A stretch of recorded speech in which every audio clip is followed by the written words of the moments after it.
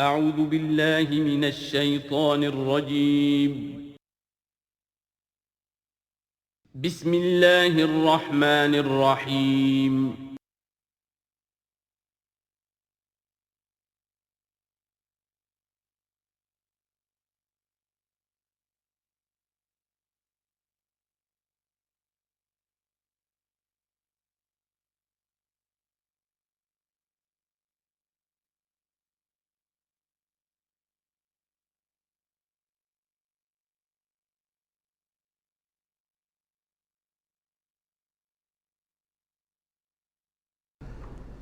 الحمدللہ وکفا والصلاة والسلام علی عبادہ الذین اصطفیٰ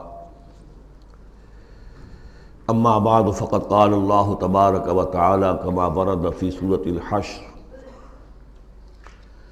اعوذ باللہ من الشیطان الرجیم بسم اللہ الرحمن الرحیم الم تر الی الذین نافقوا یقولون لاخوانهم الذین کفروا من اہل الکتاب لئن اخرجتم لنخرجن معکم ولا نطیع فیکم احدا ابدا وان قوتلتم لننصرنکم واللہ یشہد انہم لکاذبون صدق اللہ العظیم۔ غزوہ بنی نذیر میں جو بھی رول اور کردار تھا یہود کا، پھر ان کا جو انجام ہوا وہ سورہ حشر کی پہلے رکوع میں بیان ہو چکا ہے۔ ساتھ ہی یہ کہ ایک بہت اہم حکم جو ہے شریعت کا اموال فے کے بارے میں، وہ بھی پہلے رکوع میں ہم پڑھ چکے ہیں۔ اب اس موقع پر منافقین کا جو کردار سامنے آیا تھا دوسرے رکوع میں اس کے بارے میں گفتگو ہو رہی ہے۔ الم تر الی الذین نافقوا، کیا تم نے دیکھا نہیں ان لوگوں کو کہ جو منافق ہیں، جن کے دلوں میں نفاق نے ڈیرے جما لیے ہیں۔ یقولون لاخوانہم الذین کفروا من اہل الکتاب، وہ کہتے رہے اپنے ان بھائیوں سے کہ جو اہل کتاب میں سے جنہوں نے کفر کیا تھا، ان کے بھائی تھے، دوست تھے، ان کے تعلقات تھے جو اہل کتاب میں سے تھے، اور وہ کفر پر اڑے رہے، ان سے انہوں نے کہا تھا یہ لئن اخرجتم لنخرجن معکم، دیکھو اگر تمہیں کبھی مدینے سے نکالا گیا ہم تمہارے ساتھ نکلیں گے۔ وہ دوستیاں جو ان کے درمیان حلیفانہ روابط تھے، اگر تمہیں کہیں نکالا جائے گا تو ہم بھی نکلیں گے۔ وَلَا نُطِيعُ فِيكُمْ أَحَدًا أَبَدًا، اور تمہارے معاملے میں کبھی بھی ہم کسی بھی شخص کی اطاعت نہیں کریں گے۔ یعنی ٹھیک ہے ہم ایمان تو لے آئے ہیں، مسلمانوں میں شامل ہو گئے ہیں، اور ہم محمد کا حکم مانتے بھی ہیں بعض معاملات کے اندر، لیکن یہ ہے کہ تمہارے ساتھ ہماری دوستی ہے وہ پختہ ہے، تمہارے ساتھ ہمارے حلیفانہ تعلقات ہیں وہ بہت قدیمی ہیں، اور ہمارا تمہارے معاملے میں جو ہے ہمارا طرز عمل تبدیل نہیں ہوگا، اور اگر کوئی اقدام محمد نے صلی اللہ علیہ وسلم تمہارے خلاف کرنے کا فیصلہ کیا تو ہم اس میں ان کا ساتھ نہیں دیں گے۔ لَنَخْرُجَنَّ مَعَكُمْ وَلَا نُطِيعُ فِيكُمْ أَحَدًا أَبَدًا وَإِن قُوتِلْتُمْ لَنَنصُرَنَّكُمْ، اور اگر تمہارے ساتھ جنگ کی گئی تو ہم لازماً تمہاری مدد کریں گے۔ وَاللَّهُ يَشْهَدُ إِنَّهُمْ لَكَاذِبُونَ، اور اللہ گواہی دیتا ہے کہ وہ جھوٹ بول رہے تھے۔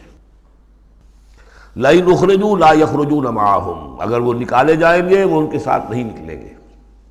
وَلَئِنْ قُوتِلُوا لَا يَنصُرُونَهُمْ، اور اگر ان سے جنگ کی جائے گی تو وہ ان کی مدد نہیں کریں گے۔ وَلَئِنْ نَصَرُوهُمْ لَيُوَلُّنَّ الْأَدْبَارَ، اور اگر کہیں ان کی مدد کر بیٹھیں گے تو فوراً بھاگیں گے، پیچھے دکھا دیں گے۔ ثُمَّ لَا يُنصَرُونَ، اور پھر ان کی کہیں سے مدد نہیں ہو سکے گی۔ یعنی اگر ان میں جمع مردی ہوتی تو یہ سچے مسلمان ہی کیوں نہ بن گئے ہوتے؟ ایمان لائے تھے، اگر ہمت ہوتی ان میں، کوئی قوت ارادی ان کی صحیح ہوتی، کوئی غیرت اور حمیت ہوتی، کوئی اپنی ہی ذات کی عزت کا کوئی خیال ہوتا، تو یہ ہرچہ بعد بات پھر ایمان لانے کے بعد ان کا طرز عمل جو ہے کیوں نہ وہی ہو جاتا کہ جو اہل ایمان کا تھا۔ بودے ہیں، بودے ہونے کی وجہ سے تو نفاق پیدا ہوا ان میں۔ اب اگر یہ کہتے ہیں کہ ہم تمہاری مدد کریں گے اور لازماً لڑ جائیں گے، ہر ایک سے لڑ جائیں گے، تو یہ سب جھوٹ ہے۔ اول تو یہ کہ اگر یہ نکالے گئے تو وہ ان کے ساتھ نہیں نکلیں گے، ان سے جنگ کی گئی تو ان کا ساتھ نہیں دیں گے، اور اگر کوئی اکا دکا ان میں سے ایسا نکل بھی آیا سر پھرا کہ جو اپنے اس وعدے کو پورا کرنے کے لیے ان کے ساتھ شامل ہو کر جنگ کرے گا، تو پھر یہ کہ جھٹ وہ بھاگ جائے گا، میدان چھوڑ جائے گا، اور یہ کہ پیٹھ دکھا دے گا۔ لَأَنْتُمْ أَشَدُّ رَهْبَةً فِي صُدُورِهِم مِّنَ اللَّهِ، مسلمانوں یقیناً تمہارا ڈر ان کے دلوں میں کہیں زیادہ ہے بنسبت اللہ کے ڈر کے۔ یہ اللہ سے اتنا نہیں ڈرتے جتنے کہ تم سے ڈرتے ہیں۔ ذالک بانہم قوم لا یفقہون، اور یہ اس لیے ہے کہ انہیں اصل سمجھ حاصل نہیں۔ اصل سمجھ حاصل ہو تو ایمان حاصل ہو جائے، علم حقیقی حاصل ہو جائے، پھر آدمی جان لے کہ اصل زندگی تو آخرت کی زندگی ہے، دنیا کی زندگی تو کھیل کود اور تماشا ہے، اس کے سوا کچھ نہیں۔ لا یقاتلونکم جمیعا، یہ کبھی بھی جنگ نہیں کریں گے تمہارے خلاف مل کر، الا فی قری محصنۃ، مگر یہ کہ کہیں ایسی بستیوں میں کہ جن کو پوری طرح فورٹیفائیڈ ہوں، جن کی کہ فصیلیں کھڑی ہوں، مضبوط ہوں، ان کے اندر سے ہو کر جنگ کریں گے، او من ورائے جدر، یا دیواروں کے پیچھے سے، باسہم بینہم شدید، ان کے آپس کے جھگڑے جو ہے وہ بہت سخت ہے۔ اگر تو خلوص اور اخلاص کسی میں شخص کے اندر ہو تو وہ اللہ کے ساتھ مخلص کیوں نہ ہو جائے گا، اللہ کے رسول کے ساتھ کیوں نہ مخلص ہو جائے گا۔ ظاہر بات ہے کہ بزدلی اور خود غرضی، یہ دو چیزیں ہیں کہ جو در حقیقت ان کے مزاج کا جزو لا ینفک ہے، اور وہی تو اصل سبب ہے ان کے نفاق کا۔ تو یہ کسی اور کے ساتھ کیسے مخلص ہو جائیں گے؟ تحسبہم جمیعا وقلوبہم شتیٰ، تم سمجھتے ہو کہ یہ یکجا ہیں، اکٹھے ہیں، ان کا متحدہ محاذ ہے، جبکہ دل کے دل پھٹے ہوئے۔ ہمارے ہاں بھی سیاسی متحدہ محاذ، چاہے وہ نظام مصطفیٰ تحریک کا بنا تھا، اس کا بھی حال سب کو معلوم ہے کہ اس کے لیڈر جو ہیں علماء کرام ایک دوسرے کے پیچھے نمازیں نہیں پڑھتے تھے، متحدہ محاذ تھا وہ، اتحاد کیسا تھا؟ وہی بات، باسہم بینہم شدید، ان کے تو آپس کے اختلافات جو ہیں وہ بہت شدید ہیں، ان کی آپس کی دشمنیاں، کدورتیں، کینے۔ تحسبہم جمیعا، تم سمجھتے ہو کہ یہ جمع ہے، اکٹھے ہیں، وقلوبہم شتیٰ، ان کے دل پھٹے ہوئے ہیں۔ ذالک بانہم قوم لا یعقلون، اور یہ اس لیے کہ وہ ایک ایسا گروہ ہے کہ جو عقل سے کام نہیں لیتے۔ کمثل الذین من قبلہم قریبا ذاقوا وبال امرہم، جیسے قصہ ان کا ہوا جو ان سے پہلے تھے ماضی قریب میں، یعنی بنو قینقاع۔ سب سے پہلے بنو قینقاع کا معاملہ ہوا تھا، پھر یہ بنی نذیر کا ہوا، پھر 5ویں سال میں غزوہ احزاب کے ضمیمے کے طور پر بنو قریظہ کا ہوا۔ وَلَهُمْ عَذَابٌ أَلِيمٌ، ان کے لیے بہت ہی دردناک عذاب ہے۔ کمثل الشیطان، یا پھر مثال ہے شیطان کی، اذ قال للانسان اکفر، جبکہ وہ انسان سے کہتا ہے کرو کفر، فلما کفر، اور جب انسان کفر کرتا ہے، قال انی بریء منک انی اخاف اللہ رب العالمین، وہ کہتا ہوں میں تم سے علیحدہ ہوں، میرا تم سے کوئی تعلق نہیں، میں تو اللہ سے ڈرتا ہوں جو تمام جہانوں کا رب اور مالک و پروردگار ہے۔ فَكَانَ عَاقِبَتَهُمَا أَنَّهُمَا فِي النَّارِ خَالِدَيْنِ فِيهَا، تو ان دونوں کی عاقبت یہ ہے کہ وہ شیطان بھی اور وہ انسان بھی، دونوں کی عاقبت یہ ہے کہ وہ رہیں گے آگ میں اور ہمیشہ ہمیشہ رہیں گے۔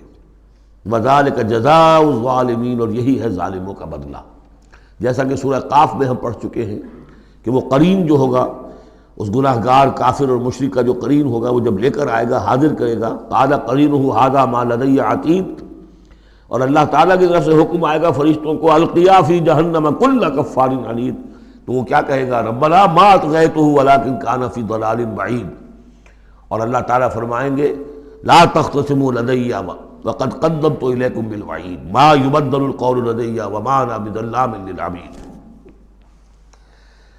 تیسرا رکوع اور آخری رکوع جو ہے اس سورہ حشر کا، یہ پھر قرآن مجید کا ایک بہت اہم مقام ہے۔ میں آج سوچ رہا تھا کہ میں بار بار جو کہتا ہوں آپ سے، یہ قرآن کا بہت اہم مقام ہے، یہ قرآن کا بہت اہم مقام ہے، تو اس کی بھی ایک حقیقت سمجھ لیجئے۔ قرآن حکیم میں تو کوئی ایک حرف اور ایک لفظ بھی غیر اہم نہیں ہے، البتہ مختلف اعتبارات سے مختلف مقامات کی ایک ریلیٹیولی زیادہ اہمیت ہے۔ بعض مقامات حکمت کے ہیں، بعض مقامات جو ہیں وہ فلسفیانہ ہیں، بعض مقامات وہ ہیں کہ جو جدید سائنس کے حوالے سے بڑے اہم ہیں، بعض مقامات وہ ہیں جو روح دین سے بحث کرتے ہیں، بعض مقامات وہ ہیں جو ایمان کی ماہیت کو واضح کرتے ہیں، ایمان کیا ہے۔ تو اس اعتبار سے یقیناً مختلف مقامات جو ہیں وہ مختلف اعتبارات سے اور حیثیتوں سے وہ زیادہ اہمیتوں کے حامل ہیں۔ اب یہ جو 7 آیتیں ہیں اس رکوع کی، تیسرے رکوع کی، اس میں فلسفہ، تصوف، پھر یہ کہ اس میں سب سے بڑا جو آ رہا حصہ وہ یہ ہے کہ جیسے 6 آیتیں سورہ حدید کی تھیں کہ جن میں اللہ کے اسماء و صفات کا ذکر ہے، جن میں تفصیل سے گفتگو نہیں کر سکا اور نہ اس کا موقع تھا، تو اسی طرح کا ہم وزن جو ہے 3 آیتیں آ رہی ہیں سورہ حشر کے آخر میں۔ قرآن حکیم میں اسماء خداوندی کا سب سے بڑا گلدستہ، 16 اسماء ایک جگہ پر اور کہیں نہیں ہے، 8 اسماء ایک آیت میں، الملک القدوس السلام المومن المہیمن العزیز الجبار المتکبر سبحان اللہ عما یشرکون، ایک ہے۔ تو اس اعتبار سے یہ حصہ بہت اہم ہے۔ فرمایا یا ایھا الذین آمنوا اتقوا اللہ ولتنظر نفس ما قدمت لغد واتقوا اللہ ان اللہ خبیر بما تعملون، اہل ایمان اللہ کا تقوی اختیار کرو، اور چاہیے کہ ہر جان یہ دیکھتی رہے کہ اس نے کل کے لیے کیا آگے بھیجا ہے۔ اللہ کا تقوی اور آخرت کا احساس، کل کے لیے کیا بھیجا، ما قدمت لغد، یہ بڑی کل ہے۔ ایک کل تو وہ ہے کہ جو کل سورج طلوع ہوگا تو شروع ہو جائے گی، اور ایک بڑی کل وہ ہے آنے والی ہے جو بعث بعد الموت کے بعد آنے والی ہے، وہ بڑی کل ہے۔ اس کل کے لیے کیا بھیجا ہے آگے، کیا سامان ہے، کیا توشہ ہے، کیا تم نے کمائی ہے جو جمع کرائی ہے، وہ جو اس کائناتی حکومت کا جو سب سے بڑا ریزرو بینک ہے، امپیریل بینک ہے اس کائنات کا، اللہ تعالیٰ کے ہاں کیا جمع کرایا۔ اور دیکھیے 2 مرتبہ ایک آیت میں واتقوا اللہ، اللہ کا تقوی، اللہ کا خوف۔ لیکن یہ خوف اصل میں اس طرح کا خوف نہیں ہوتا جو کسی خوفناک شے کا خوف ہوتا ہے۔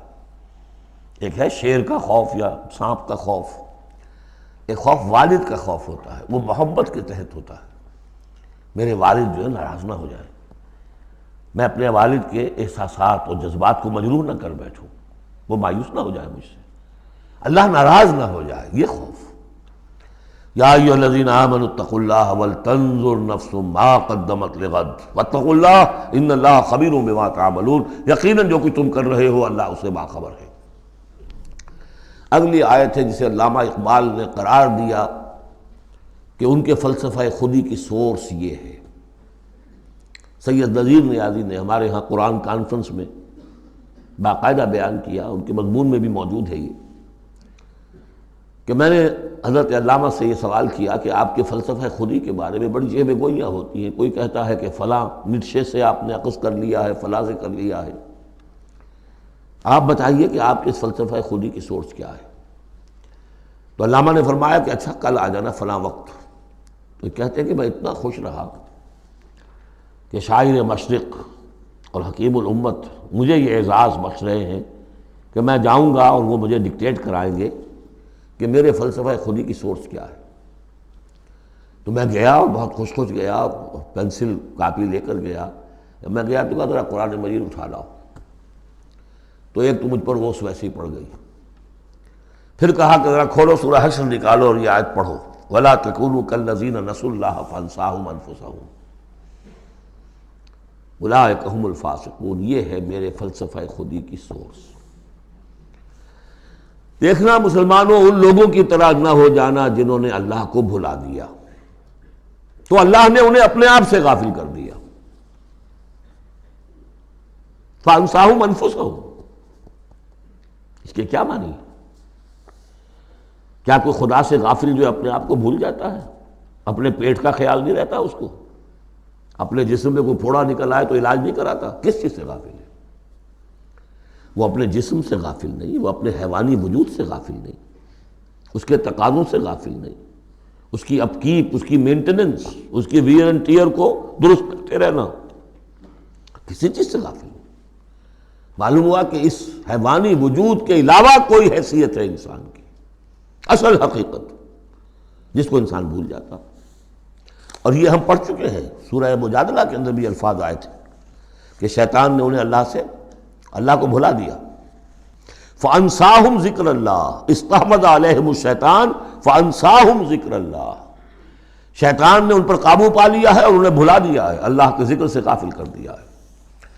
تو جو لوگ اللہ کو بھلا دیتے ہیں وہ اپنے آپ سے، اپنی اصل حقیقت سے غافل ہو جاتے ہیں، وہ اپنے آپ کو کیا سمجھتے ہیں؟ حیوان۔ اور آج کا ہماری جو تہذیب کا جو مرکزی نقطہ ہے، آج کا گلوبل سویلائزیشن کا، کہ انسان نرا حیوان ہے، اور اس میں سب سے بڑا پارٹ پلے کیا ہے ڈاروین کے نظریہ ارتقاء نے۔ حیوان جیسے اور حیوان ہے ویسا حیوان انسان ہے. اتنا ہی فرق ہے نا جتنا گھوڑا اور گدھا. گدھا ذرا کورس قسم کا ہے، ذرا گھٹیا رف قسم کا جانور ہے، اور ذرا گھوڑا فائن ہے، ریفائنڈ ہے، تمکنت والا. باقی بنیادی فرق کیا ہے گدھے میں اور گھوڑے میں؟ اسی طرح گوریلا اور شمپینزی اور انسان، کیا فرق ہے؟ اتنا ہی فرق ہے جتنا گدھے اور گھوڑے میں ہے، اتنا ہی گوریلا اور شمپینزی اور انسان میں ہے. کوئی فرق نہیں. وہی موٹیوز جو ان کے ہیں وہی موٹیوز ان کے ہیں، سارے وہی موٹیوز ہیں. سائیکالوجی ہے تو اسی پر چل رہی ہے. جو محرکات عمل ہے انسان کے وہ وہی ہے جو حیوان کے، کوئی اور ہے ہی نہیں.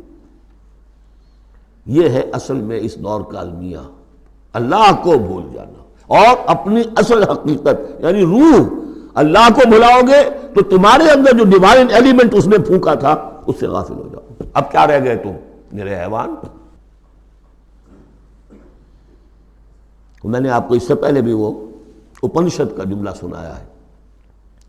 Man in his ignorance identifies himself with the material sheaths which encompass his real self. Real self تو میری انا ہے، میری خودی ہے. اور یہ انا خودی فلسفیانہ الفاظ ہے کس شے کے لیے؟ وہ جو روح ہے میرے اندر ہے، نور تجلی بھی اسی خاک میں پنہاں، غافل تو نرا صاحب ادراک نہیں ہے. نقطۂ نوری کے نام او خودی، زیر خاک ماں شرار زندگی. لیکن اس سے غافل، جب اس سے غافل حیوان رہ گئے. جب حیوان رہ گئے اولئک ھم الفاسقون، تو حیوان کے لیے تو کوئی مورل لا ہے نہیں. اور ارلی فرینچ لٹریچر جو ہے پچھلی سینچری کا وہ سارا اسی پر بیسڈ ہے. وہ ساری دلیل یہاں سے لاتے ہیں کہ انسانوں نے اپنے اوپر قیدیں لگانی ہے. بیوی بیٹی ماں میں فرق کرنا، حیوانات میں کوئی فرق کرتا ہے؟ نیوڈسٹ کلب سے اگر پوچھے کہتے ہیں حیوانات میں سے کوئی لباس پہنتا ہے؟ انسان نے خواب کا تکلف ایجاد کر لیا. ان کے لیے سورس ہے وہی حیوانوں کی زندگی، انہی سے سبق حاصل کرو. یہ ہے انسان کے اندر صرف حیوان نہیں ہے. جیسے کہ شیخ سعدی نے کہا تھا آدمی زیادہ طرفہ معجون است از فرشتہ سرشتہ وز حیوان. یہ جو انسان ہے آدم زاد، یہ ایک معجون مرکب ہے. اس میں فرشتہ بھی، سرشتہ کہتے ہیں گوندنے کو، آٹے کو پانی کو ملا کر گوندتے ہیں آپ، یکجان کرتے ہیں. تو از فرشتہ سرشتہ وز حیوان، اس میں ایک فرشتہ بھی ہے ایک حیوان بھی ہے، دونوں گندے ہوئے. فرشتہ ہے روح، عالم امر کی شے، اور وہ نور سے پیدا کیا. روح بھی روح عالم امر کی شے، یہ سلونک عن الروح قل الروح من امر ربی، یہ بھی نور سے پیدا کی گئی. نقطۂ نوری یہی ہے. تو ولا تکونوا کالذین نسوا اللہ فانساہم انفسہم اولئک ھم الفاسقون. لا یستوی اصحاب النار واصحاب الجنہ، دیکھو برابر نہیں ہو سکتے آگ والے اور جنت والے. اصحاب الجنت ھم الفائزون، یقیناً جنت والے ہی کامیاب ہوں گے. اللہم ربنا اجعلنا منہم، اللہم ادخلنا الجنت مع الابرار، اللہم اجرنا من النار، یا مجیرو یا مجیرو یا مجیر. اس کے بعد آیت آئی ہے قرآن مجید میں عظمت قرآن کے بیان میں عظیم ترین آیت. لو انزلنا هذا القرآن على جبل لرأيته خاشعا متصدعا من خشیۃ اللہ. اگر ہم اس قرآن کو اتار دیتے کسی پہاڑ پر تو تم دیکھتے کہ وہ دب جاتا، متصدعا پھٹ جاتا، من خشیۃ اللہ، اللہ کے خوف سے.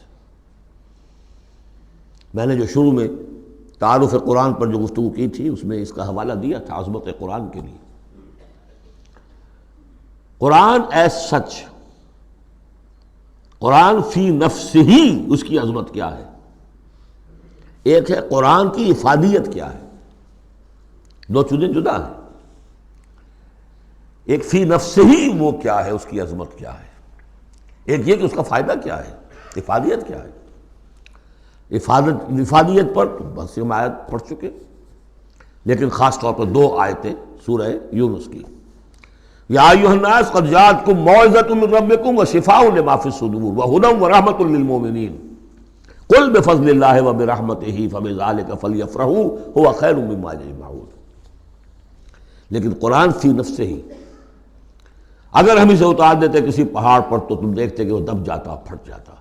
اور اس کے لیے میں تشریح کر چکا ہوں، سورہ اعراف میں جو معاملہ ہوا تھا کہ حضرت موسیٰ علیہ السلام نے عرض کیا تھا اللہ سے رب ارنی انظر الیک، اور اللہ نے فرمایا کہ تم مجھے نہیں دیکھ سکتے، لن ترانی ولکن انظر الی الجبل فإن استقر مکانہ فسوف ترانی، ذرا اس پہاڑ کو دیکھو، ہم اپنی ایک تجلی اس پر ڈالیں گے، اگر وہ سہار جائے، کھڑا رہ جائے اپنی جگہ پر، برداشت کر جائے، تو تم بھی سمجھنا کہ ہاں ہمیں دیکھ سکو گے۔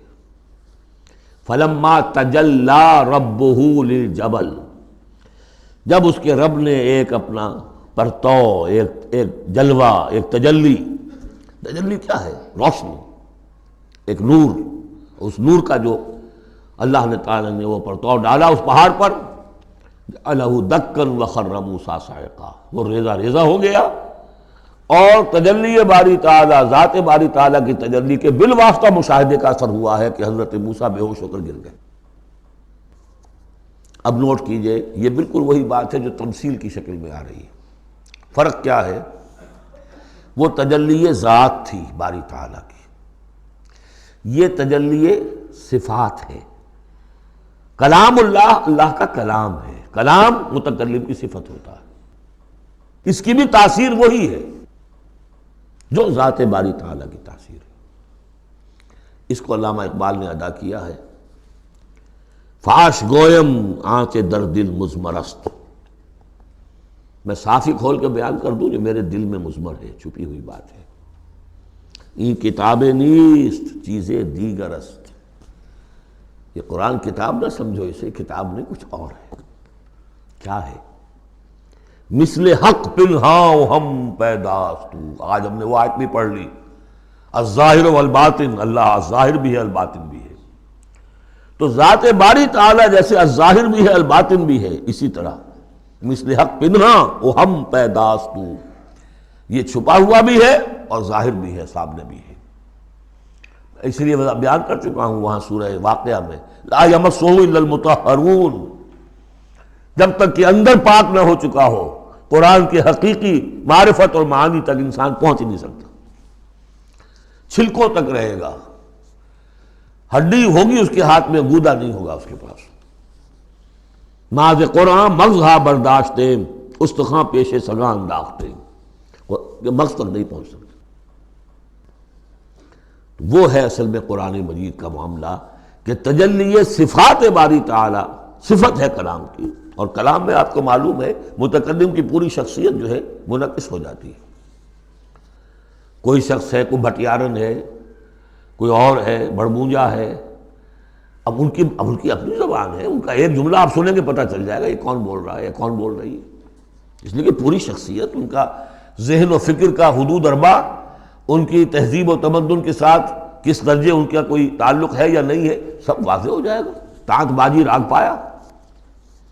تو اللہ کا کلام ہے یہ، لو انزلنا ھذا القرآن علی جبل لرأیتہ خاشعا متصدعا من خشیۃ اللہ وتلک الامثال نضربھا للناس لعلہم یتفکرون، اور یہ مثالیں ہیں جو ہم لوگوں کے لیے بیان کرتے ہیں تاکہ وہ فکر کریں، غور کریں، سوچیں۔ اب یہاں سے وہ 3 آیتیں شروع ہو رہی ہیں، وہاں 6 تھیں۔ صفات اور اسماء ہمارے ہاں جو ایمان کے لیے جو یاد کیے ہوں گے آپ نے، اگر اللہ تعالیٰ نے بچپن میں یہ موقع آپ کو دیا ہو، تو ایمان مجمل، ایمان مفصل۔ ایمان مجمل کے الفاظ کیا ہے؟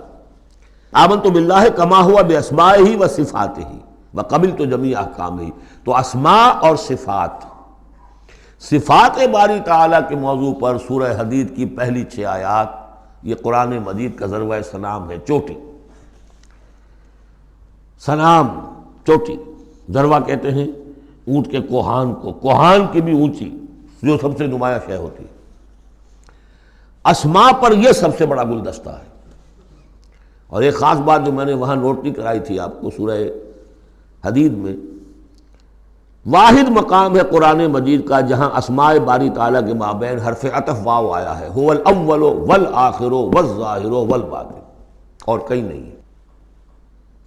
4 اسماء آئے ہیں سورہ جمعہ کے شروع میں، یسبح للہ ما فی السماوات و ما فی الارض الملک القدوس العزیز الحکیم، کوئی حرف واو نہیں۔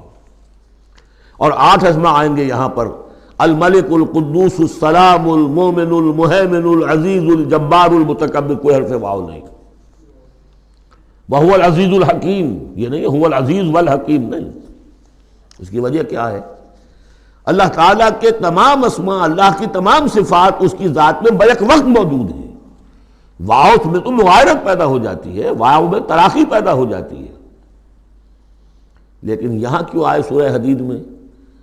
اس لیے کہ اول و آخر بیک وقت نہیں ہو سکتے، وہ حال عقلی ہے۔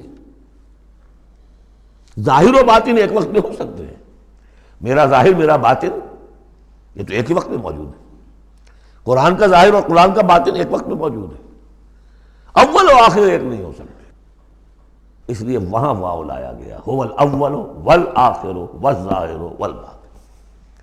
بہرحال اب یہاں پر نوٹ کیجیے، هو اللہ الذی لا الہ الا هو، وہی ہے اللہ جس کے سوا کوئی الہ نہیں، عالم الغیب والشہادہ، جاننے والا ہے کھلے کا اور چھپے کا، وہ بھی جو تمہارے سامنے ہے اور وہ بھی کہ جو تمہاری نگاہوں سے پوشیدہ ہے۔ اس لیے کہ غیب اور شہادہ جو ہے یہ ہمارے اعتبار سے، اللہ کے اعتبار سے نہیں، وہی ہے اللہ کے جس کے سوا کوئی الہ نہیں۔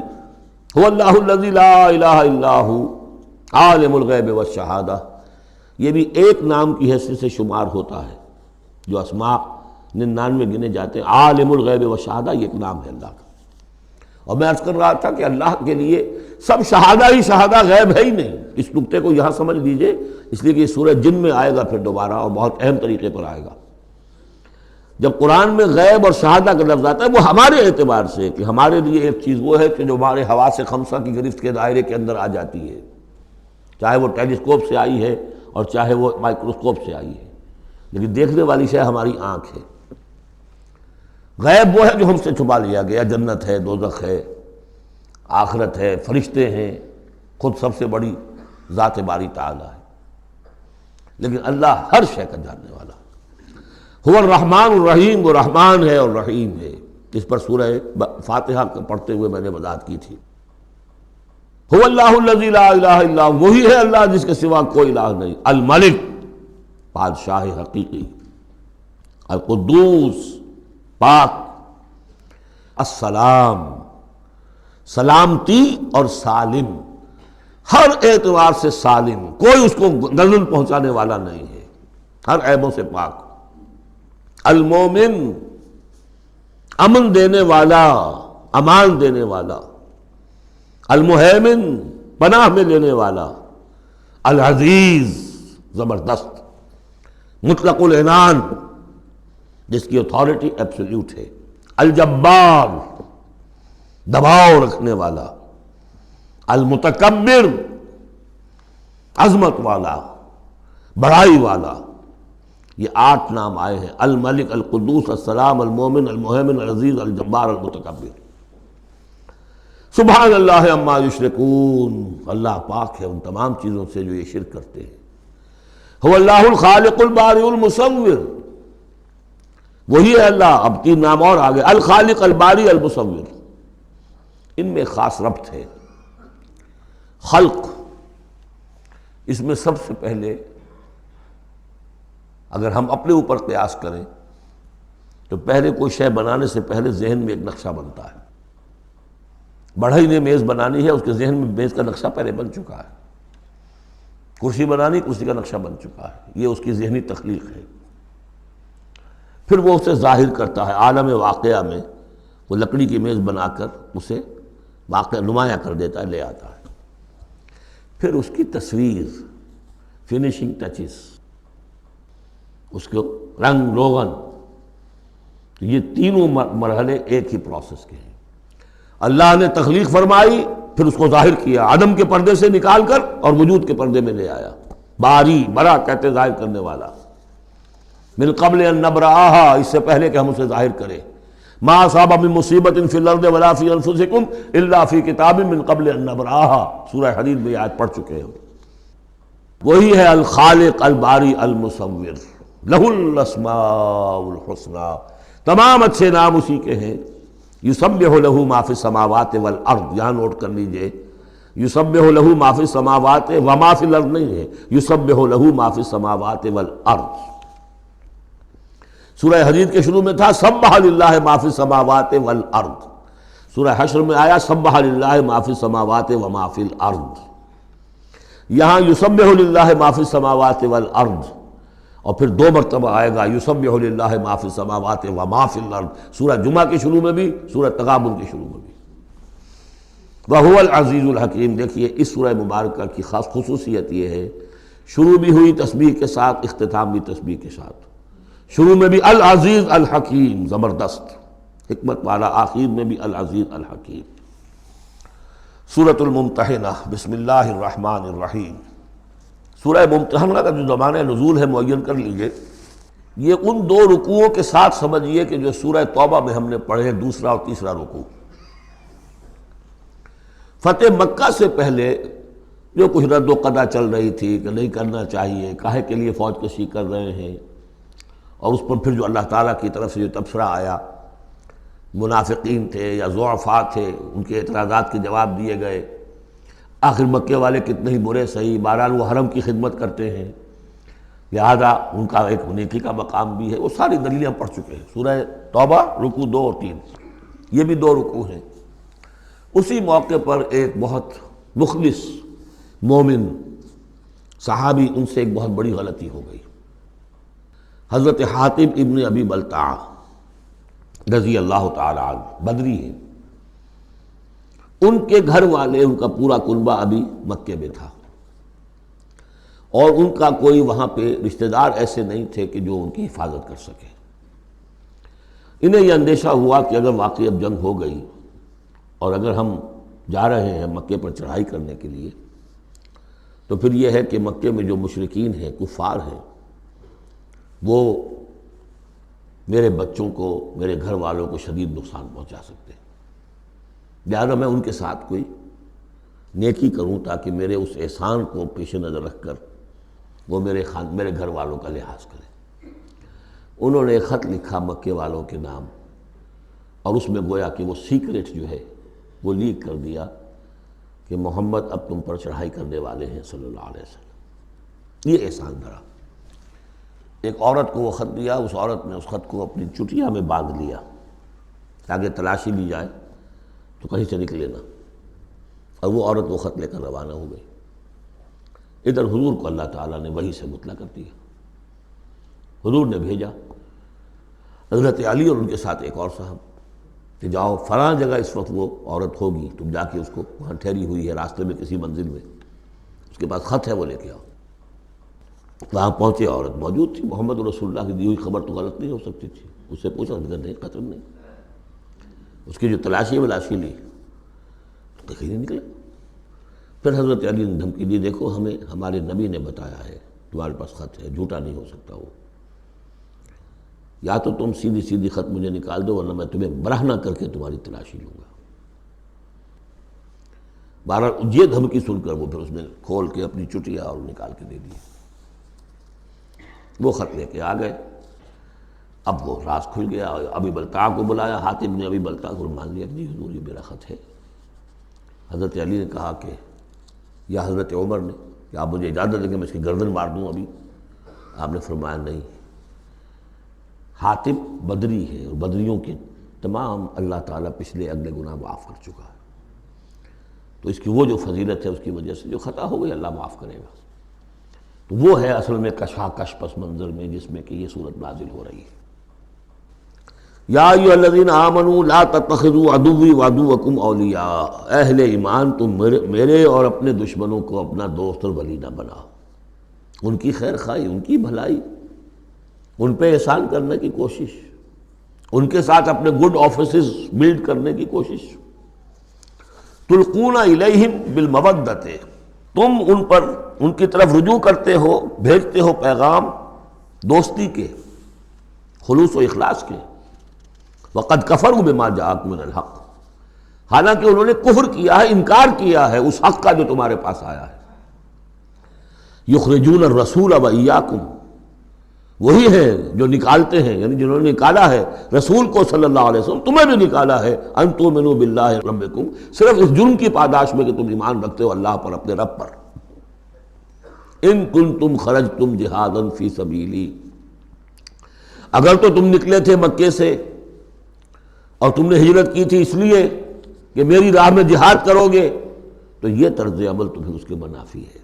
وابتغاء مرضاتی، اور میری رضا جوئی کے لیے تم نکلے تھے، تو سرون الیہم بالمودہ، تم خفیہ پیغامات بھیجتے ہو ان کو دوستی کے، احسان کے مبنی۔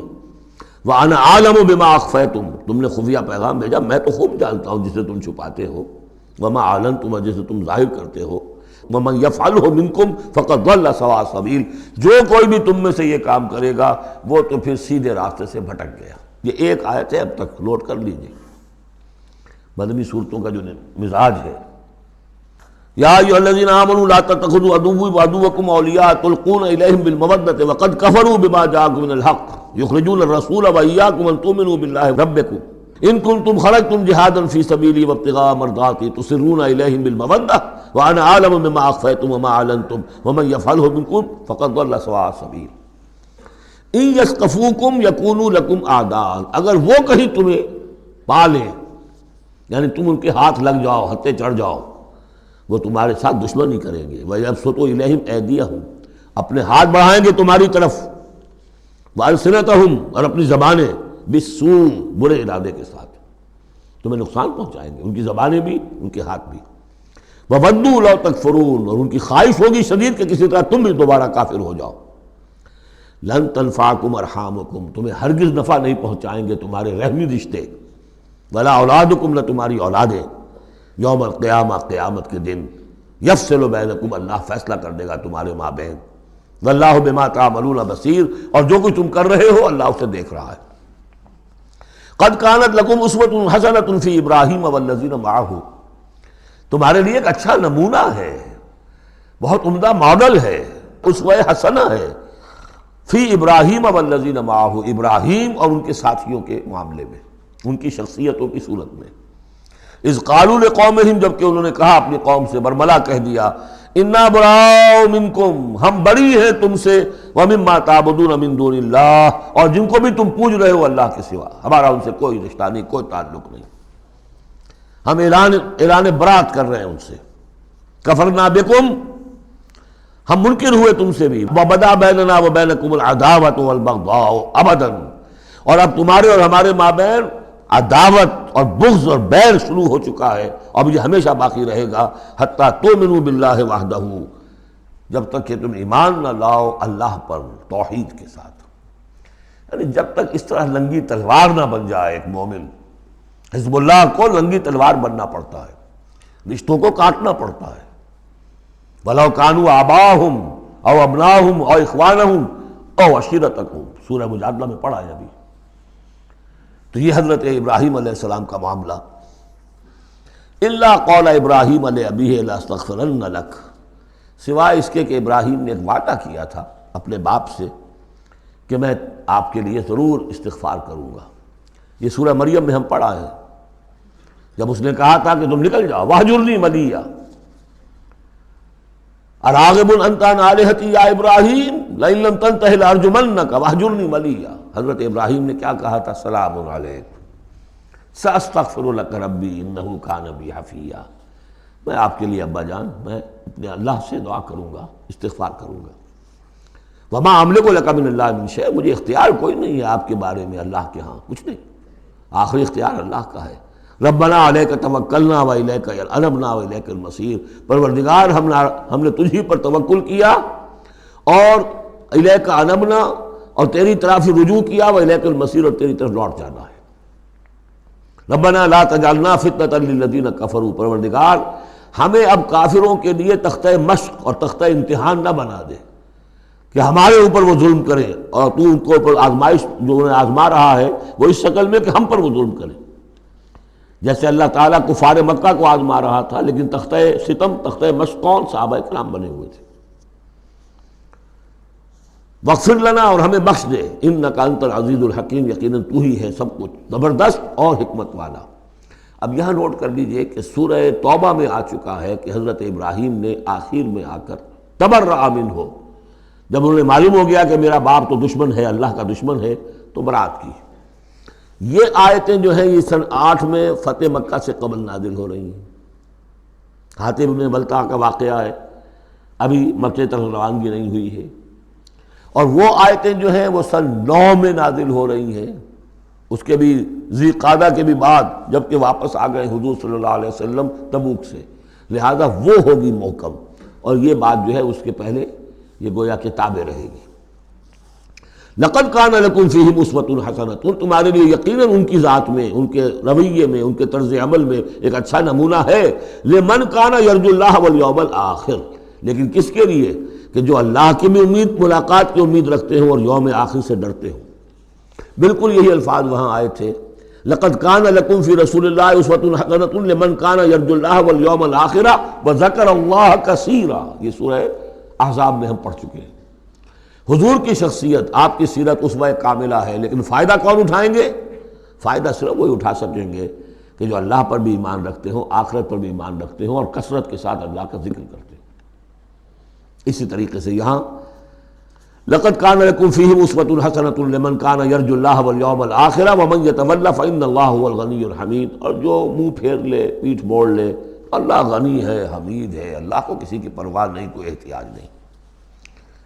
اب آخری مسئلہ آ رہا ہے خاص طور پر بعض خواتین کا۔ ہوا یہ تھا کہ صلح حدیبیہ میں طے ہو گیا تھا، جو سن 6 میں ہوئی، کہ مکے سے اگر کوئی مسلمان بھاگ کر جائے گا مدینے تو آپ کو واپس کرنا ہوگا، اور مدینے سے اگر کوئی مسلمان مرتد ہو کر واپس آئے مکے تو ہم واپس نہیں کریں گے۔ یہ شرط تھی، اور شرط مان لی تھی حضور نے۔ اس کے بعد معاملہ پیش آ گیا چند خواتین کا۔ اب ظاہر بات ہے کہ اب خواتین جو ہے ان میں سے کوئی مدینے آ گئی، مطالبہ ہوا ان کا واپس کریں، جو مسلمان تھی ایمان لے آئی تھی۔ حضور نے فرمایا نہیں، وہ مردوں پر بحث تھی، ساری گفتگو جو ہوئی تھی وہ رجال سے متعلق تھی، نساء کی نہیں، لہذا ان کو واپس نہیں کیا جائے گا، اور نہیں کیا گیا۔ لیکن یہ کہ اب جو وہاں سے خواتین آ رہی ہیں، کہہ رہی ہیں کہ ہم تو صاحب ایمان ہیں، اس لیے ہم ہجرت کر کے مکے سے آ گئی ہیں یہاں۔ اندیشہ یہ تھا کہ ان میں کہیں جاسوس نہ آ رہے ہوں، مکے والے جو ہیں ان کے ذریعے سے کچھ اسکینڈلائز نہ کریں ہماری سوسائٹی کو، کچھ کہہ نہیں سکتے، لہذا ان کا معاملہ کیا کیا جائے۔ پھر یہ کہ ان کے شوہر تو وہاں ہیں، شادی تو وہاں ہوئی ہوئی ہے ان کی، تو آیا یہ اب یہاں مسلمانوں کے لیے حلال ہے اس درجے میں کہ وہ ان سے نکاح کر سکیں، یا وہ رشتہ برقرار رہے گا؟ کافر جو ہے ان کی بیویاں یہ مسلمان ہو گئی، یہ آ گئیں۔ تو یہ مسائل تھے خواتین کے کہ جن کو اس رکوع میں سورہ ممتحنہ کے، اور آخر میں پھر خواتین کی بیعت کا تذکرہ ہے اس میں۔ اور یہ میں سمجھتا ہوں کہ اللہ تعالیٰ کی طرف سے کمپنسیشن ہوتی ہے، جیسا کہ میں نے بتایا تھا کہ باپ اور ماں میں فرق یہ رکھا گیا، قانونی طور پر باپ کا پلڑا بھاری ہے، باپ طلاق دے سکتا ہے ماں کو، ماں تو خلا ہی لے سکتی ہے، طلاق دے نہیں سکتی، اور اگر طلاق ہو جائے گی تو اولاد باپ کی شمار ہوگی، ماں کی نہیں، یہ قرآن کا قانون ہے۔ لیکن دوسری طرف ماں کی خدمت 3 درجے زیادہ ضروری ہے باپ سے، خدمت میں 3 درجے فائق رکھ دیا ماں کو، اور کہا کہ جنت اس کے قدموں تلے۔ تو کمپنسیشن ہوتی ہے، کسی ایک جگہ پر کمی ہے تو دوسری جگہ اس کو، اسی کا نام بیلنس ہے۔ یہ ترازو کے یہ دونوں جو ہیں، اگر بازو جو ہیں یہ برابر ہے تو ایک سیر ادھر ڈالیں گے، ایک سیر ادھر ڈالیں گے، ترازو کی ڈنڈی سیدھی رہے گی۔ ایک چھوٹا ہے ایک بڑا ہے تو چھوٹے میں اب زیادہ ڈالنا پڑے گا اور بڑے میں کم، تب وہ، تو یہ بیلنس تو تب ہوگا کہ وہ جو کمی ہے اس کو پیش نظر رکھیں۔ یہ ہے معاملہ کہ جو یہاں پہ بیان ہوا۔ وہ بیلنس کیا کیا اللہ تعالیٰ نے؟ مردوں کی بیعت کا قرآن میں ذکر ہے، اس کا متن قرآن میں کہیں نہیں ہے۔ بیعت عقبہ اولیٰ کا کیا متن تھا، بیعت عقبہ ثانیہ کا متن کیا تھا، کیا بیعت لی تھی، کیا الفاظ تھے، بیعت رضوان کے موقع پہ کیا جو الفاظ کا تھے، کہیں نہیں، قرآن میں نہیں، احادیث میں مل جائیں گے۔ خواتین کی بیعت کو یہ فضیلت دے دی کہ اس کا پورا متن بھی قرآن مجید میں موجود ہے۔ فرمایا عسى اللہ ان یجعل بینکم و بین الذین عادیتم منہم مودہ، ہو سکتا ہے مسلمانوں کہ جو تمہارے اور جن کے مابین دشمنی پڑ گئی ہے اللہ تعالیٰ تمہارے مابین پھر دوستی پیدا کر دے. کیسے پیدا کر دے؟ وہ ایمان لے آئے. فَإِخْوَانُكُمْ فِي الدِّينِ. اور کوئی زیادہ دور تو نہیں تھا اب مرحلہ. فتح مکہ کے بعد سن 9 میں وہ آیات آئیں کہ 4 مہینے کی مہلت ہے، اس میں ایمان نہیں لاؤ گے تو گردنیں اڑا دی جائیں گی. سب کے سب لوگ ایمان لے آئے. تو اب ہو گئے بھائی اخوانکم فی الدین. عسى اللہ ان یجعل بینکم وبین الذین عادیتم منہم مودۃ واللہ قدیر واللہ غفور رحیم. اللہ ہر شے پر قادر ہے اور غفور ہے اور رحیم ہے. لا ینہاکم اللہ عن الذین لم یقاتلوکم. اللہ تعالیٰ تمہیں ان لوگوں سے نہیں روکتا کہ جنہوں نے تم سے کبھی جنگ نہیں کی، فی الدین، دین کے معاملے میں، ولم یخرجوکم من دیارکم، اور نہ تمہیں نکالا تمہارے گھروں سے، ان تبروہم وتقسطوا الیہم، کہ تم ان کے ساتھ کوئی بھلائی کرو یا انصاف کا معاملہ کرو. جہاں بھی ولایت کا معاملہ نہیں ہے، کافر کو ولی نہیں بنایا جا سکتا، پشت پناہ، مددگار، حمایتی، قلبی محبت نہیں ہو سکتی، لیکن کوئی نیک سلوک کرنا، کوئی بھلائی کرنا، اس میں کوئی اعتراض نہیں. کافروں کے ساتھ کرو. جو غیر حربی ہے، جس کے ساتھ جنگ نہیں ہے، جس نے کبھی آپ کے خلاف آپ کے کسی دشمن کی مدد نہیں کی ہے، اس کا معاملہ مختلف رہے گا. ان اللہ یحب المقسطین. اللہ تعالیٰ انصاف کرنے والوں کو پسند کرتا ہے. انما ینہاکم اللہ عن الذین قاتلوکم فی الدین. تمہیں اللہ روک رہا ہے ان سے کہ جنہوں نے تم سے جنگ کی ہے دین کے معاملے میں، دین کی وجہ سے. واخرجوکم من دیارکم. نکالا ہے تمہیں تمہارے گھروں سے. وظاہروا علی اخراجکم. اور انہوں نے گٹھ جوڑ کیا ہے تمہارے نکالنے پر، ایک دوسرے کی مدد کی ہے. ان تولوہم. کہ تم ان کے ساتھ ولایت، باہمی ولایت، باہمی کا رشتہ قائم کرو، اس سے روکا ہے. ومن یتولہم. اور جو کوئی ان کے ساتھ دوستی کرے گا، فاولئک ھم الظالمون. تو وہی لوگ ہیں کہ جو ظالم ہیں. یا ایھا الذین آمنوا. یہاں سے اب خواتین کا معاملہ. یا ایھا الذین آمنوا اذا جاءکم المؤمنات مہاجرات. اہل ایمان جب تمہارے پاس آئیں مومن خواتین ہجرت کر کے، فامتحنوہن. تو ان کا ذرا امتحان لے لیا کرو، دیکھ بھال کر لیا کرو، یہ واقعی مومن ہے. کچھ تھوڑی سی انٹروگیشن ہو، سرسری سی اندازہ ہو جائے. لیکن اللہ اعلم بایمانہن. باقی یہ کہ اللہ تعالیٰ بہتر جانتا ہے کسی کے دل میں ایمان ہے یا نہیں ہے. آپ کے لیے ناممکن ہے کہ آپ اس کی صحیح تفتیش کر سکیں. تاہم پھر بھی کسی درجے میں ایک احتیاطی تدبیر اختیار کرو کہ دیکھ لیا کرو کہ وہ واقعتاً ایمان والی ہے. فَإِنْ عَلِمْتُمُوهُنَّ مُؤْمِنَاتٍ. پھر اگر تم دیکھو کہ وہ مومن ہے، واقعتاً مومن ہے، فَلَا تَرْجِعُوهُنَّ إِلَى الْكُفَّارِ. تو اب انہیں لوٹاؤ نہیں کفار کی طرف. لا ہن حل لہم. نہ وہ اب ان کافروں کے لیے حلال رہی ہیں، ولا ہم یحلون لہن. نہ وہ ان کے لیے حلال ہے. وآتوہم ما انفقوا. جو کچھ انہوں نے خرچ کیا تھا، مہر دیا تھا، وہ لوٹا دو، یہاں سے دے دو، بھجوا دو. فلاں کافر، اس کی بیوی مسلمان ہو گئی، یہاں آ گئی ہے، اب یہاں تعلق ازدواج ختم ہوا، جو مہر تم نے دیا تھا وہ واپس کر رہے ہیں. دیکھیے یہ ہے عدل و انصاف. جیسے کہ حضرت خالد بن ولید نے ایک موقع پر، جبکہ شام کے محاذ پر ذرا پیچھے ہٹنا پڑا، غالباً ابو عبیدہ کا معاملہ تھا رضی اللہ تعالی عنہما، تو ایک شہر جس سے کہ جزیہ لے لیا گیا تھا، پھر چونکہ وہاں سے پسپائی جو ہے ٹیکٹیکل موو کے طور پر وہاں سے پیچھے ہٹنا پڑا، تو وہ سارا جزیہ واپس کر دیا. ہم جا رہے ہیں، اب آپ لوگوں کی حفاظت کا ذمہ ہم نہیں لے سکتے. ذمہ کا مطلب ہے ہمیں آپ کی حفاظت کی ذمہ داری پوری کرنی تھی، نہیں کر سکتے، یہ رقم واپس. اور دھاڑے مار مار کر وہ روئے کہ یہ لوگ فرشتہ لوگ یہ جا رہے ہیں ہمیں چھوڑ کر. تو یہاں بھی کہا جا رہا ہے کہ وہ کافر ہیں، لیکن یہ کہ ان کے جو انہوں نے مہر وغیرہ دیا ہوا ان مسلمان عورتوں کا واپس کر لوٹا دو. ولا جناح علیکم ان تنکحوہن اذا آتیتموہن اجورہن. اور اے مسلمانوں، تم پر کوئی حرج نہیں ہے، کوئی گناہ نہیں ہے کہ تم اب ان خواتین سے نکاح کر لو جبکہ تم انہیں ان کے مہر ادا کر دو. ولا تمسکوا بعصم الکوافر. اور اگر تمہاری بیویاں وہاں ہیں، کوئی رہ گئی ہیں ابھی کفر پہ ہیں، تو تم بھی ان کے ناموس کو اپنے قبضے میں نہ رکھو، یعنی انہیں طلاق دے دو، انہیں فارغ کر دو کہ ہمارا تم سے کوئی تعلق نہیں. واسألوا ما انفقتم. اور ان سے مانگ لو جو بھی تم نے ان کو دیا تھا مہر کے طور پر. جب ہمارے اور تمہارے درمیان وہ رشتہ ختم ہوا، میرا مہر واپس کرو. ولیسألوا ما انفقوا. جو انہوں نے خرچ کیا تھا وہ مانگ لیں. جو یہاں مسلمان عورتیں آ گئی ہیں ان کا مہر لوٹا دیا جائے. ذالکم حکم اللہ یحکم بینکم. یہ اللہ کا حکم ہے اور اللہ تمہارے مابین فیصلہ کر رہا ہے. واللہ علیم الحکیم، اللہ سب کچھ جاننے والا ہے، کمال حکمت والا۔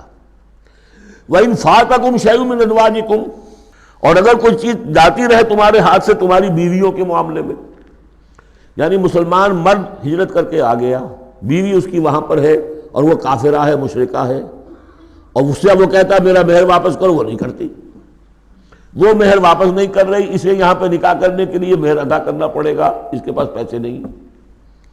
اس مسئلے کا حل بتایا، وَإِنْ فَاتَكُمْ شَيْءٌ مِّنْ أَزْوَاجِكُمْ، تمہارے کچھ لوگوں کی طرف سے اگر انہیں یہ نقصان پہنچ جائے کہ انہیں وہ مہر واپس نہ ملے، فَعَاقَبْتُمْ إِلَى الْكُفَّارِ، یہ کفار کے ہاں رہ گیا، وہ نہیں دے رہے تم مہر، فَعَاقَبْتُمْ، پھر اگر کہیں تمہارا ہاتھ پڑ جائے، کہیں کسی جگہ تمہیں فتح مل جائے، کہیں سے تمہیں مال غنیمت یا مال فے ہاتھ آ جائے، فَآتُوا الَّذِينَ ذَهَبَتْ أَزْوَاجُهُمْ، تو ان لوگوں کو کچھ دے دلا دو کہ جن کی بیویاں جاتی رہیں اس کفر اور اسلام کی وجہ سے، رشتہ جو کٹ گیا ہے، تاکہ اب وہ اپنی اس رقم سے جو انہیں دی جا رہی ہے وہ یہاں نکاح کر سکیں، اور جو خواتین وہاں سے آ رہی ہیں جن کا کہ حکم دے دیا گیا کہ یہاں سے ان کے مہر واپس کر دو، تو اب ان سے وہ نکاح کریں گے تو مہر دیں گے تو تب ہوگا نا۔ فَآتُوا الَّذِينَ ذَهَبَتْ أَزْوَاجُهُمْ مِثْلَ مَا أَنفَقُوا وَاتَّقُوا اللَّهَ الَّذِي أَنْتُمْ بِهِ مُؤْمِنُونَ، اور اس اللہ کا تقوی اختیار کرو جس پر کہ تمہارا ایمان ہے۔ یا ایھا النبی، اے نبی صلی اللہ علیہ وسلم، اذا جاءک المؤمنات یبایعنک، جب آپ کے پاس آئیں مومن خواتین آپ سے بیعت کرتی ہوئی، علی اللہ یشرکن باللہ شیئا، پہلی شرط یہ ہے کہ وہ عہد کریں کہ وہ اللہ کے ساتھ کسی شے کو شریک نہیں کریں گی، ولا یسرقن، دوسری یہ کہ چوری نہیں کریں گی، ولا یزنین، کوئی بدکاری نہیں کریں گی، ولا یقتلن اولادہن، اپنی اولاد کو قتل نہیں کریں گی، ولا یاتین ببہتان یفترینہ بین ایدیہن وارجلہن، اور نہ ہی وہ کوئی ایسا طوفان باندھیں گی، کوئی بہتان لگائیں گی جو ان کے ہاتھوں اور پاؤں کے مابین سے ہو، سیکسول سکینڈلز، کوئی عورت جو تہمت لگا دے کسی کے اوپر اس نے میری آبرو ریزی کی ہے یا اس نے کسی اور اعتبار سے، تو یہ چیزیں بھی نہیں، اور یہ ہوتا رہا ہے، انبیاء تک کے ساتھ ہوا ہے۔ ولا یعصینک فی معروف، اور آخری بات یہ اس بیعت کے اندر کہ جو بھی آپ بھلی بات ان سے کہیں گے اس کے اندر آپ کی نافرمانی نہیں کریں گے۔ یہ ہیں آرٹیکلز آف بیع خواتین کے لیے۔ فبایعہن، تو اے نبی ان کی بیعت قبول کر لیجئے، انہیں بیعت کر لیجئے اپنے سے، واستغفر لہن اللہ، اور ان کے ساتھ ان کے لیے اللہ تعالیٰ سے استغفار کیجئے، ان اللہ غفور الرحیم، یقیناً اللہ غفور الرحیم ہے۔ اب یہاں نوٹ کر لیجئے کہ جو بیعت مردوں سے لی گئی، بیعت عقبہ ثانیہ، بیعت عقبہ اولیٰ جو تھی وہ تقریباً یہی تھی، اسی لیے اس کو بیعت النساء بھی کہتے ہیں، پہلی بیعت۔ ابھی جو ہے وہ کوئی ایسی شکل سامنے نہیں تھی کہ کوئی جماعتی تشکیل ہو رہی ہو، جماعت بنانی ہو، اور ہمارے ہاں جو بھی صوفیاء ہیں جو بیعت لیتے ہیں وہ بھی تقریباً اسی کو دلیل بناتے ہیں، بیعت عقبہ اولیٰ اور بیعت النساء، وہ اسی بات کا عہد لیتے ہیں، شرک نہیں کروں گا، یہ نہیں کروں گا، چوری نہیں کروں گا، نیکی کے کام کروں گا، وغیرہ وغیرہ۔ تو صوفیاء کی بیعت، خواتین کی بیعت اور بیعت عقبہ اولیٰ تقریباً یہ ہے، لیکن وہ بیعت جس سے کہ جماعتی زندگی وجود میں آئی وہ بیعت عقبہ ثانیہ ہے۔ حضرت عبادہ ابن صامت رضی اللہ تعالیٰ عنہ سے اس کی پورا اس کا ٹیکسٹ جو ہے وہ موجود ہے، متفق علیہ حدیث ہے، جس کو بخاری میں بھی ہے، مسلم میں بھی ہے۔ بایعنا رسول اللہ صلی اللہ علیہ وسلم، وہ فرماتے ہم نے بیعت کی تھی اللہ کے رسول سے صلی اللہ علیہ وسلم، علی السمع والطاعۃ، آپ کا ہر حکم سنیں گے، اطاعت کریں گے، فی العسر، تنگی اور مشکل میں بھی، والیسر، اور آسانی میں بھی، والمنشط، اس حالت میں بھی کہ ہماری طبیعتوں میں انشراح ہو کہ ہاں یہ کام واقعتاً بہت مفید ہے، صحیح ہے، والمکرہ، اور اس حالت میں بھی کہ ہمیں اپنی طبیعتوں پر جبر کرنا پڑے، ہمیں اس فیصلے کے ساتھ اتفاق نہ ہو، وعلی اثرۃ علینا، اور اس کے باوجود کہ دوسروں کو ہم پر ترجیح دے دی جائے۔ ترجیح دے دی جائے کس بات میں؟ آپ امیر بنا رہے ہیں فلاں شخص کو، یہ تو ابھی نوبارد ہے، ابھی آیا ہے، ابھی شامل ہوا ہم میں، اور ہم پرانے آپ کے ساتھی ہیں، نہیں، پرینوگیٹو ہے یہ آپ کا، جس کو چاہیں امیر بنائیں۔ وعلی اللہ نضال الامر اہلہ، جنہیں آپ ذمہ دار بنائیں گے ان سے ہم جھگڑیں گے نہیں، ان سے لڑیں گے نہیں، ان کی اطاعت کریں گے۔ من اطاعنی فقد اطاع اللہ ومن عصانی فقد عصی اللہ ومن اطاع امیری فقد اطاعنی ومن عصی امیری فقد عصانی۔ وعلی نقول بالحق اینما کنا، آخری شق یہ کہ ہم حق بات ضرور کہیں گے جہاں کہیں بھی ہوں گے. لا نخاف فی اللہ لومۃ لائم، ہم کسی ملامت کرنے والے کی ملامت کے خوف سے اپنی زبان بند نہیں کریں گے. یہ بیعت عقبہ ثانیہ جو ہے اس کو ہم نے تنظیم اسلامی میں اختیار کیا، ایک لفظ کا اضافہ کیا، ابایعک علی السمع والطاعۃ فی المعروف. حضور کی اطاعت مطلق تھی، جو حکم دیں گے، غلط دے نہیں سکتے، معصوم ہے. حضور کے بعد ابو بکر کی بیعت بھی مطلق نہیں تھی، مقید ہے، مشروط ہے، کتاب و سنت کے دائرے کے اندر اندر. یہ بیعت ہے چونکہ اس کے بعد حضور نے پہلی مرتبہ ایک تنظیمی ڈھانچہ قائم کیا کہ مدینے میں آپ نے 12 نقیب مقرر کر دیے. یہ تنظیمی شکل پہلی مرتبہ ہو رہی ہے آپ کی سیرت کے اندر. مکے میں تو چونکہ آپ خود موجود ہیں اور سب صحابہ وہیں ہیں، چھوٹا سا شہر ہے، تو کسی تنظیمی سانچے کی اور ڈھانچے کی اور لمبی چوڑی چین جو ہے بنانے کی ضرورت ہی نہیں. اب مدینہ دور ہے، وہاں کے کچھ لوگ 9 خزرج میں سے اور 3 اوس میں سے آپ نے نقیب بنائے، اب ان کی ذمہ داری بنی. اس طرح جماعتی تنظیم جو بنی ہے وہ اس بیعت پر بنی ہے. البتہ چونکہ خواتین کا معاملہ یہ ہے کہ جماعتی جدوجہد جو آگے چلنی ہے اس میں جہاد اور قتال کے جو مراحل آنے ہیں اس میں خواتین کا حصہ بالواسطہ ہے، بلا واسطہ نہیں ہے، ڈائریکٹ نہیں ہے. وہ بیعت ان سے نہیں دی گئی بلکہ یہی بیعت لی گئی ہے کہ اس کے اندر یہ افعال ہیں، یہ نہیں کریں گے. اور یہ کہ ہاں جو امیر ہیں حضور صلی اللہ علیہ وسلم جو بھی حکم دیں گے، جو بھلائی کا حکم ہوگا اس میں ان کی نافرمانی نہیں کریں گے. اس کو ہم نے تنظیم میں خواتین کی بیعت کے لیے بعین ہی یہی الفاظ اختیار کیے. اور واقعہ یہ کہ اس کا بہت ایک اہم پہلو یہ ہے کہ چاہے خواتین کو وہ دوسرے کام نہیں کرنے جو مردوں والے ہیں، جنگ میں جانا ہے یا کوئی اور مسئلہ ہے، لیکن ایک سینس آف بلانگنگ ہو جاتی ہے کہ ایک گروہ کے ساتھ ہونا. کونوا مع الصادقین، کوئی ہے جس کے ساتھ آپ نے اپنے آپ کو آئیڈینٹیفائی کیا، جماعتی زندگی ہے اور اس کے تحت ایک کام ہو رہا ہے. اس کی برکتیں جو ہیں جو آپ نے فرمایا گیا، جو حضور نے فرمایا، یہ حضرت عمر کا قول ہے، اثر ہے، لا اسلام الا بالجماعہ ولا جماعہ الا بالامارہ ولا امارہ الا بالسماع ولا سماع الا بالطاعہ. کوئی اسلام نہیں ہے بغیر جماعت کے، کوئی جماعت نہیں بغیر امارت کے، کوئی امارت نہیں بغیر حکم سننے کے، اور سننے کا کوئی فائدہ نہیں جب تک مانا نہ جائے.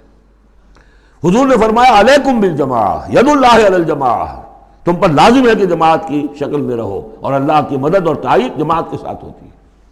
اور اس جماعت سازی کے لیے جو مسنون اور منسوس اور معصور بنیاد ہے وہ ہے بیعت، جس کو ہم نے چھوڑ دیا. دوسرے طریقے جو ہیں جماعت سازی کے، دستور ہو، دستور کے مطابق پھر قوانین ہو، بائی لاز ہو، یہ بھی حرام نہیں ہے، یہ بھی مباح ہے. لیکن مباح ہونا اور بات ہے، اور منسوس ہونا، مسنون ہونا، معصور ہونا یہ بالکل اور بات ہے. زمین و آسمان کا فرق ہے. بہرحال ہم نے تنظیم اسلامی میں اس بیعت ہی کے نظام کو اختیار کیا. اللہ کا شکر ہے کہ جو ایک انسٹیٹیوشن اسلام کا بالکل ختم ہو گیا تھا، ڈیڈ، متروک، ہم نے اسے زندہ کیا ہے. آخری آیت ہے، یا ایھا الذین آمنوا لا تتولوا قوما غضب اللہ علیہم. اہل ایمان ان لوگوں کے ساتھ دوستی نہ کرو جن پر اللہ کا غضب ہے. جہاں سے یہ صورت شروع ہوئی تھی اختتام پر پھر وہی بات آ گئی. قد یئسوا من الآخرہ، یہ آخرت سے مایوس ہو چکے ہیں. کما یئس الکفار من اصحاب القبور، جیسے کہ کفار مایوس ہو چکے ہیں اصحاب قبور میں سے. اس کے 2 معنی دیے گئے ہیں. جیسے کفار جو قبر میں ہیں ان پر تو حقیقت واضح ہو چکی ہے نا، عالم برزخ میں جب پہنچ گئے تو انہیں معلوم ہے، اب حقائق منکشف ہو گئے، جیسے وہ مایوس ہو گئے ہیں کہ ان کے لیے اب کوئی راستہ نہیں، اللہ کے عذاب سے بچنے کی کوئی شکل نہیں. یا یہ کہ جیسے یہ کفار مایوس ہو گئے ہیں کہ جو قبر میں چلا گیا اس کا کوئی بعد سے بعد الموت نہیں ہے، اس کو دوبارہ اٹھا جانا نہیں ہے. دونوں امکانات، دونوں ترجمے کیے گئے ہیں. تو تم ان لوگوں کی طرح نہ ہو جاؤ تو مایوس ہو چکے ہیں یہ لوگ اللہ کی رحمت سے.